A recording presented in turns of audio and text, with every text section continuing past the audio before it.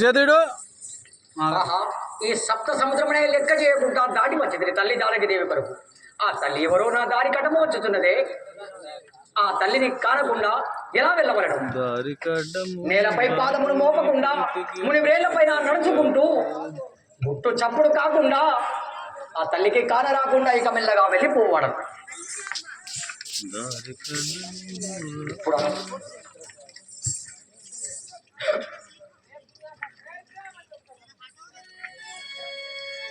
శ్రీరాముల బంటును నేను సీతమ్మను వెతకబోయెదను. శ్రీరాముల బంటును నేను సీతమ్మను వెతకబోయెదను.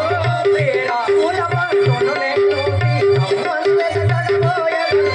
సీతమ్మను వెతకబోయెదను. సీతమ్మను వెతకబోయెదను.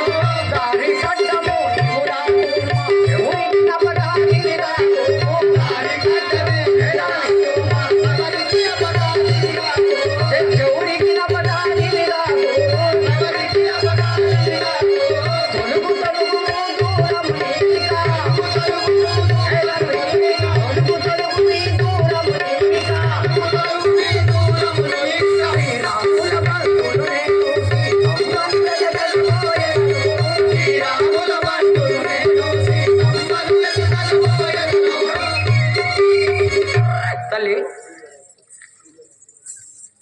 శ్రీరామచంద్రుని దూతను తల్లి జానకి దేవి జాడలకు లంకము కూర్చున్నాడు.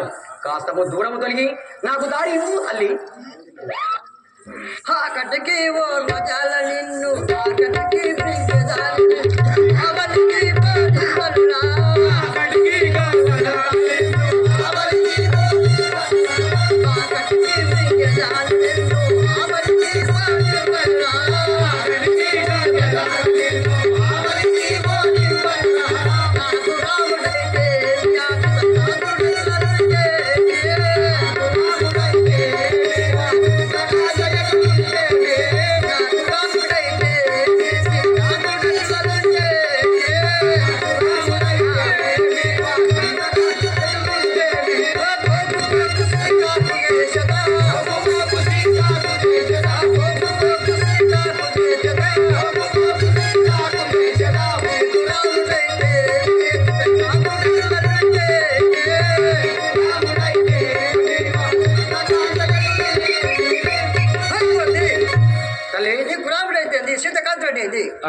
కత్తిపట్టుకో వందనమని వేడెదనమ్మ వై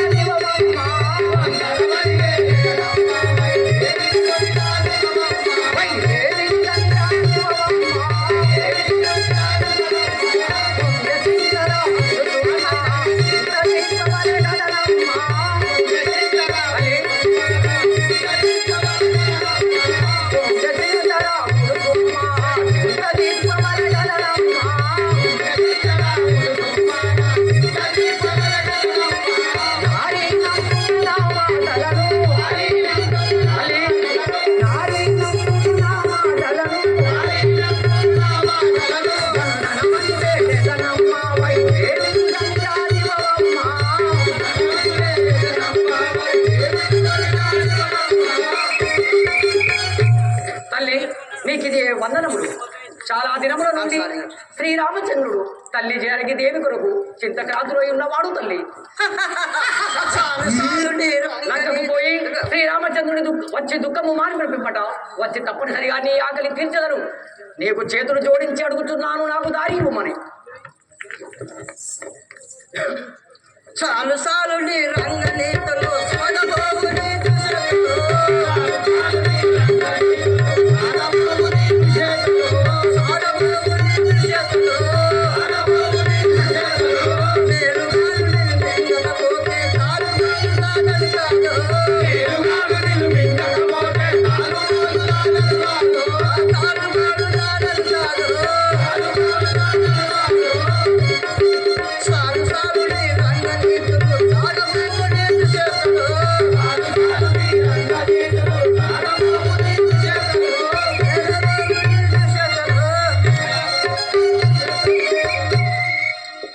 గంగా పౌరేసి రాముడు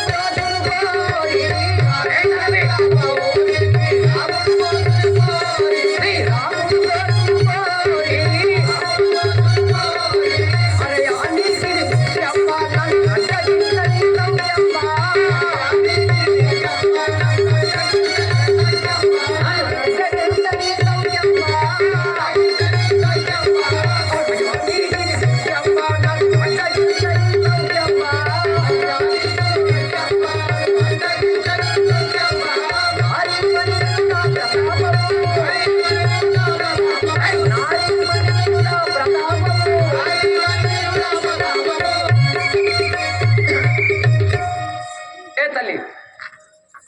నేను జానకి దేవి జాడలకు పోవుచున్నానని బుజ్జగించుతుంటే నన్నే ఎదిరించుచున్నావా?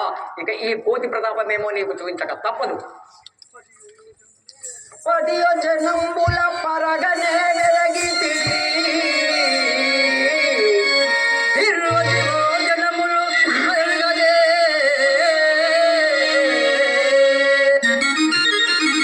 30 జనములు ముదముత వెలగితి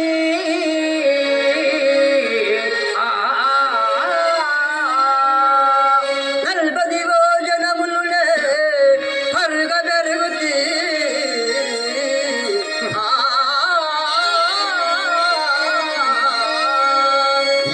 50 జనములు ఏ పడగ పెరగితి 60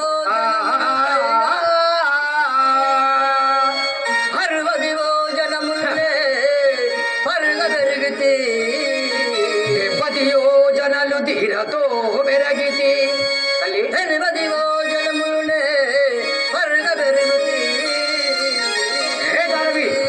90 జనలు తీరతో పెరగితి నన్ను గనవే అంబరముల నుండి అంబరముల నుండి నేను 100 జనములు పరుగ పెరుగుతి నువ్వు నన్ను గెలువనటనా నీ ధైర్య గుణమా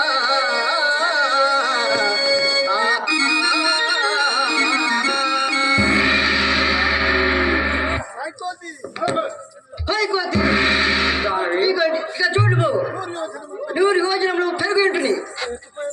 ఇప్పుడు ఎట్లు పోయేదావు? అవునా? ఇప్పుడే నేను తింటాను.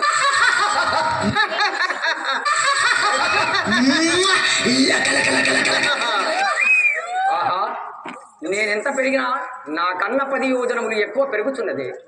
ఈ తల్లి సామాన్యురాలు మాత్రం మానవ జాతికి చెందిన సామాన్యురాలు మాత్రము కాదు, అలా అని రాక్షస జాతికి చెందినది కూడా కాదు. ఈ తల్లి ఎవరైనా సురా 33 కోట్ల దేవతల చెంతలో కొలువు తీరిన తల్లి ఉండవచ్చు. ఇప్పటికే ఆ తల్లిని నా మాటలతో గాయపరిచింది. ఇక ఇలా కాదు, నా సూక్ష్మ రూపమున ఈ తల్లి నోటి నుండి కడుపులో చొరబడి చెవుల నుండి బయటకు వెళ్ళిపోవడం. శ్రీ రాజా రామచంద్ర మహారాజుకి